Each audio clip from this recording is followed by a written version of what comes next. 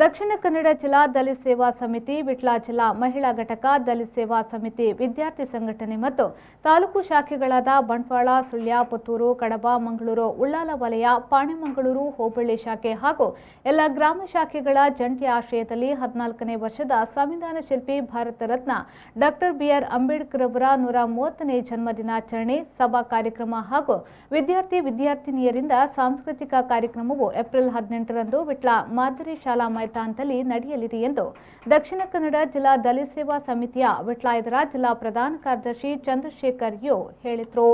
ಅವರು ವಿಟ್ಲದ ಪ್ರೆಸ್ ಕ್ಲಬ್ನಲ್ಲಿ ಸುದ್ದಿಗೋಷ್ಠಿ ನಡೆಸಿ ಮಾತನಾಡಿ, ದಕ್ಷಿಣ ಕನ್ನಡ ಜಿಲ್ಲಾಧಿಕಾರಿ ಡಾಕ್ಟರ್ ಕೆ.ಬಿ. ರಾಜೇಂದ್ರ ಅವರು ಕಾರ್ಯಕ್ರಮವನ್ನು ಉದ್ಘಾಟಿಸಲಿದ್ದಾರೆ.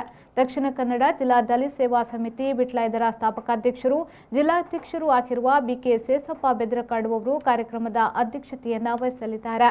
ಪುತ್ತೂರು ಉಪವಿಭಾಗದ ಸಹಾಯಕ ಆಯುಕ್ತರಾದ ಯತೀಶುಳ್ಳ, ಬಂಟ್ವಾಳ ತಹಶೀಲ್ದಾರ್ ರಶ್ಮಿ, ವಿಟ್ಲ ಪಟ್ಟಣ ಪಂಚಾಯತ್ ಮುಖ್ಯಾಧಿಕಾರಿ ಮಾಲಿನಿ ಸಹಿತ ಹಲವಾರು ಗಣ್ಯರು ಮುಖ್ಯ ಅತಿಥಿಗಳಾಗಿ ಭಾಗವಹಿಸಲಿದ್ದಾರೆ ಎಂದರು.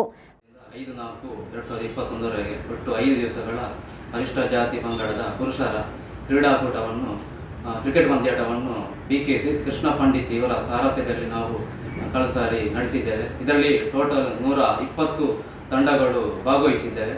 ಆ ಗೆದ್ದ ತಂಡಗಳಿಗೆ ನಾವು ಬರುವ ಅಂಬೇಡ್ಕರ್ ಜಯಂತಿಯ ದಿವಸ ಈ ಕ್ರಿಕೆಟ್ ಪಂದ್ಯಾಟದ ಈ ಸಾರಥ್ಯವನ್ನು ವಹಿಸಿಕೊಂಡಿರುವಂತಹ ಬಿ.ಕೆ. ಕೃಷ್ಣ ಪಂಡಿತ್ ಇವರ ಸಾರಥ್ಯದಲ್ಲಿ ಇವರ ಉಪಸ್ಥಿತಿಯಲ್ಲಿ ನಾವು ಒಂದು ಬಹುಮಾನ ವಿತರಣೆಯನ್ನು ಕೂಡ ಮಾಡಲಿದ್ದೇವೆ.